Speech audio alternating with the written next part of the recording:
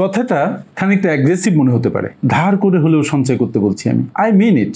আপনার যখন দারুণ কোনো বিপদ হয়, হঠাৎ করে যদি কারো অ্যাক্সিডেন্ট হয়, আপনার বাচ্চা যদি অসুস্থ হয়ে পড়ে, আপনি যদি অসুস্থ হয়ে পড়েন, আপনার বাবা মা বা স্ত্রীকে যদি হঠাৎ করে হসপিটালাইজড হতে হয় এবং আপনার কাছে টাকা না থাকে, তখন কি হয়?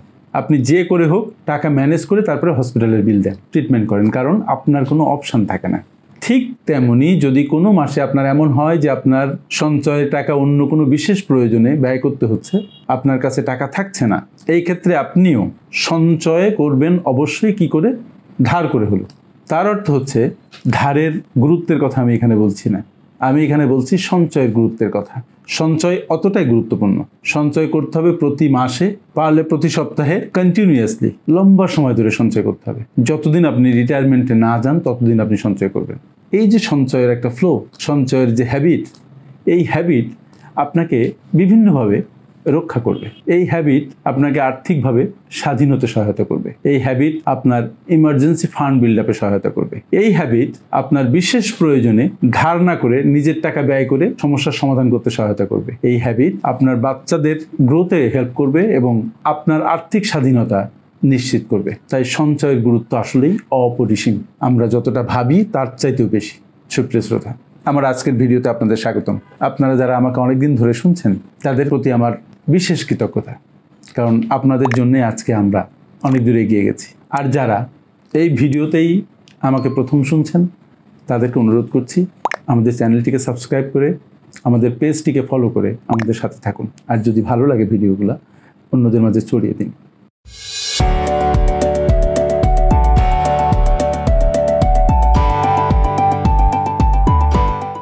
বলছিলাম সঞ্চয়ের গুরুত্বের ব্যাপারে। সঞ্চয় হচ্ছে একটা আর্ট অ্যাকচুয়ালি। এটা একটা অভ্যাস, এটা একটা অ্যাটিটিউড, এটা হচ্ছে একটা রিচুয়াল। যারা সঞ্চয়কে রিচুয়ালে পরিণত করতে পেরেছে তারা দেখবেন যে প্রতি মাসে যখন বেতন পান আগে সঞ্চয়টা করে নেন। ওয়ারেন বাফেটেরও এই কথা আমি অনেকবার বিভিন্ন ভিডিওতে রিপিট করেছি যে টাকা আপনার হাতে যেটা আসছে সেটা থেকে সঞ্চয় করার পরে যেটা থাকে সেটা খরচ করুন, খরচ করার পরে যেটা থাকে সেটা সঞ্চয় করবেন না। ট্র্যাডিশনাল ওয়ে অফ সেভিংস হচ্ছে সেটা। কোনটা? যে আমি সব খরচপাতি শেষ করব, করার পরে যদি আমার হাতে কোনো টাকা থাকে তখন সেটা আমি সঞ্চয় করব। নো, আপনি আগে সঞ্চয় করবেন, সঞ্চয় করার পরে যদি আপনার হাতে কোনো টাকা থাকে সেটা আপনি খরচ করবেন। অবশ্যই আপনার হাতে টাকা থাকবে, কারণ সঞ্চয় করবেন আপনি কতটুকু? টেক হোম স্যালারি 10%, 15%, 20%, বাকিটা তো আপনার হাতে থাকলোই। আপনি বিশেষ প্রয়োজন মেটাবেন, আপনি বিভিন্ন ধরনের আরামদায়ক জিনিস কিনবেন, অনেক কিছু করতে পারবেন। কিন্তু সঞ্চয় যে মাস, এই গুরুত্বের জন্য আমার বলা যে ধার করে হলেও সঞ্চয় করবেন। দেখেন, যে সঞ্চয় করছে না তার আসলে কি হচ্ছে? সে অন্যের কাছে ধার করে তার জীবন নির্বাহ করছে। হঠাৎ করে কোনো বিপদ হলে তার ঋণ করতে হচ্ছে, আত্মীয় স্বজনের কাছে ছোটাছুটি করা লাগছে, বন্ধু বান্ধবের কাছে ছোটাছুটি করা লাগছে। সঞ্চয় যে করছে না সে নিজের জন্য একটা অ্যাপার্টমেন্টও কিনতে পারছে না, গাড়ি তো দূরে থাক। যে সঞ্চয় করছে না তার রিটায়ারমেন্ট হচ্ছে একটা মেসি অবস্থা। যে সঞ্চয় করছে না সে রিটায়ারমেন্টের পরে তার ছেলে মেয়ের পরে পুরোপুরি নির্ভর করছে।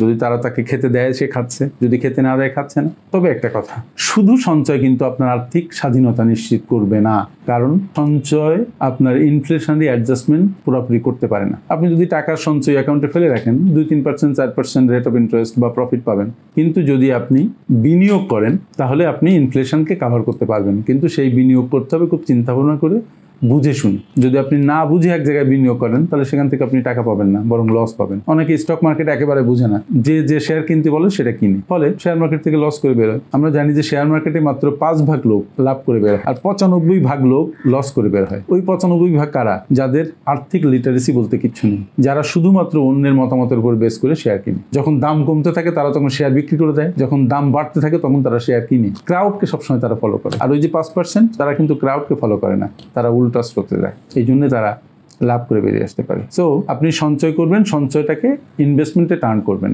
রিয়েল এস্টেটে ইনভেস্টমেন্ট বাংলাদেশে খুব ভালো একটা জায়গা। আপনার হাতে টাকা কম, আপনি আপনার গ্রামে যে সম্পত্তি কেনেন, কিন্তু সম্পত্তিটা কেনার আগে খুব কেয়ারফুল, কাগজপত্র ঠিক আছে কিনা সবকিছু ভেবে চিন্তে কিনতে হবে। যদি টাকা বেশি থাকে আপনি শহরে কোনো নাম করা প্রপার্টিজের সম্পত্তি কিনবেন। যদি অ্যাপার্টমেন্ট কিনতে হয় এমন কোনো কোম্পানির অ্যাপার্টমেন্ট কিনবেন না যে কোম্পানি হাই কোম্পানি হয়ে যেতে পারে, যার কোনো রেপুটেশন নেই। সেরকম কোম্পানির অ্যাপার্টমেন্ট কিনবেন যাদের সুনাম আছে, যাদের অনেকগুলো প্রজেক্ট ডেলিভারি দেওয়ার অভিজ্ঞতা আছে, যাদেরকে আপনি ট্রাস্ট করতে পারবেন। টাকা 2 টাকা বেশি যাক, কিন্তু জিনিসটা যেন আপনি পান। তাই বিনিয়োগের ক্ষেত্রে নিজের আইকিউ, নিজের জ্ঞান, প্রজ্ঞা, মার্কেট ইনফরমেশন, এগুলো সব এক জায়গায় করে আপনাকে বিনিয়োগ করতে হবে। তাহলে বিনিয়োগ করতে হলে আপনার কি লাগবে? সঞ্চয় লাগবে। সঞ্চয় না হলে বিনিয়োগ করবেন কিভাবে? তাহলে দেখেন সবকিছুর মূলে কিন্তু সঞ্চয়। তাই যারা এখনো সঞ্চয় শুরু করেননি তারা আজই সঞ্চয় শুরু করুন। আমি বারবার বলি যে আপনি মিতব্যয়ী হন, অতি খরচে স্বভাব পরিত্যাগ করুন, ইম্পালসিভ বাইং থেকে নিজেকে দূরে আনেন। যে জিনিস আপনার দরকার নেই সেটা আপনার কেনা দরকার নেই। আপনার পাঞ্জাবি আছে 50টা, আরো 50টা কিনতে হবে কেন? আপনার শার্ট আছে 20টা, আরো শার্ট কিনতে হবে কেন? আমি এক ভদ্রলোকের বাসায় গিয়েছিলাম, একজন সরকারি কর্মচারী, উচ্চপদস্থ একজন মানুষ। তার ঘরে আমি দেখেছি যে 1-150 শুধুমাত্র স্যুট। কি দরকার? ওনার পছন্দ, কিন্তু পছন্দেরও তো একটা ব্যাপার আছে। 1-150 স্যুট আপনার কি কাজে লাগে? আপনার তো প্রতিদিনই একটা পাল্টি পরা দরকার নেই।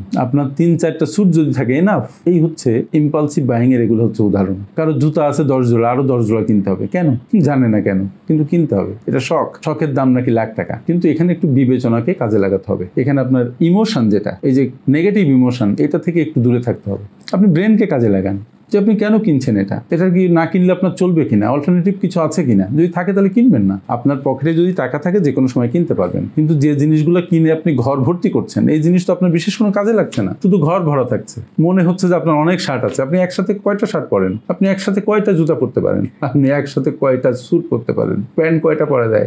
আমাদের সমাজে আসলে হয়েছে কি, আমরা লোক দেখানো, এই যে একটা প্রতিযোগিতায় নেমেছি, এই প্রতিযোগিতা আমাদেরকে শেষ করে দিচ্ছে। আমরা বলছি আমাদের টাকা নেই, কিন্তু পাশাপাশি লোকে দেখলে কি বলবে এই ভাবনায় আমরা অস্থির, আমাদের ঘুম আসে না। আপনি নিজে আরাম বোধ করছেন কিনা, নিজে ভালো লাগছে কিনা, নিজে ভালো থাকছেন কিনা, এই দিকে ফোকাস করুন। Focus on your self, don't focus on the eyes of others. যদি অন্যের সন্তুষ্টির দিকে আপনি খেয়াল করেন, আপনি কখনো কাউকে সন্তুষ্ট করতে পারবেন না।